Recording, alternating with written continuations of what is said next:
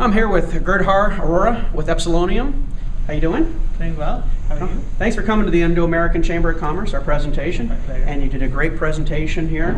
And I'd like to just share with our community a little bit about your business. Can you just give us an overview of what you do? Yeah, absolutely. Epsilonium, we're based here in Tempe.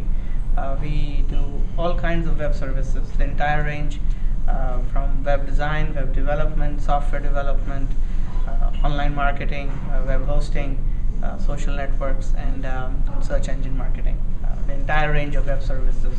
And then, of course, the entire product lifecycle from design, development, hosting, and the maintenance of the applications after they're deployed.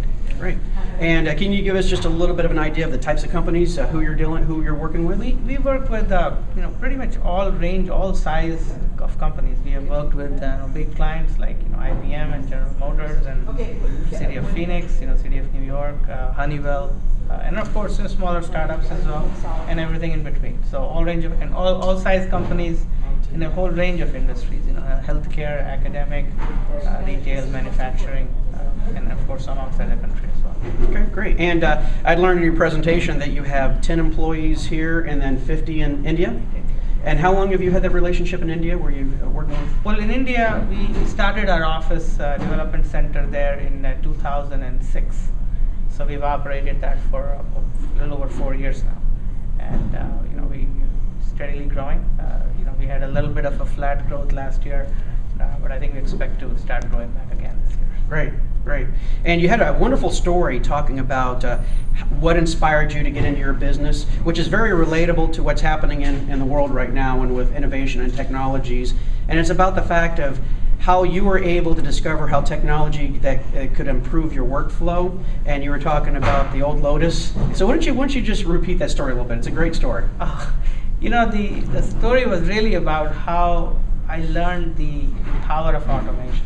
This is I used to work for a company called Kemet in South Carolina. Kemet makes, they still do, they make tantalum capacitors, and I was a polymer scientist working in the lab developing polymer coatings for these capacitors. And this is back in 1989, 90. PCs were just beginning to filter into the offices in America.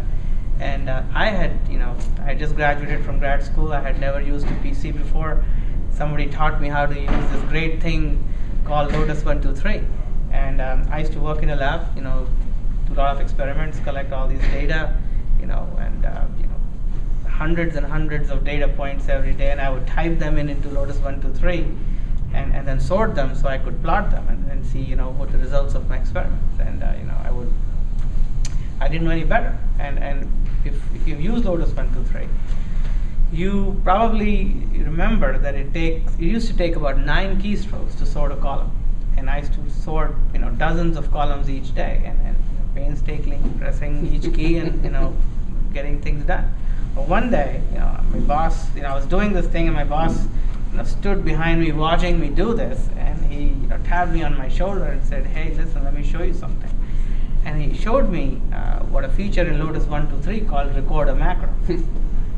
And I saw it, and he said, "Look, you can do what you do in 9 keystrokes in just 3." And that just opened my eyes. I was amazed that suddenly by just doing things a little smarter, you could save almost 2/3 of the time. And that just changed my life. The way I looked at things and the way I looked at how working smart, working hard works. When I left that company a few years later, what used to take me 2 days to do, I was able to do in half an hour. So it was an amazing lesson. Well, and I guess that is really the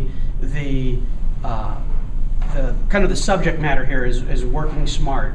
And the one thing is to have tools available, just like the tools you build, and I have a web development company as well, and we build tools to make communication more effective. Yes.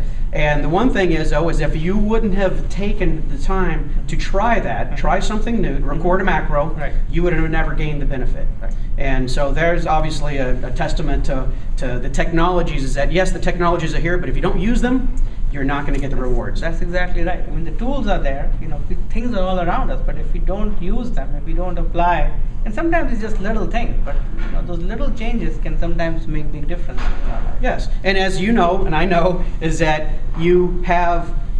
there's always risk, because you're going to try these things and they're always not going to work, but basically the spoils go to the ones that just continue to learn and engage and try. And apply yourself. Yeah, and apply yourself.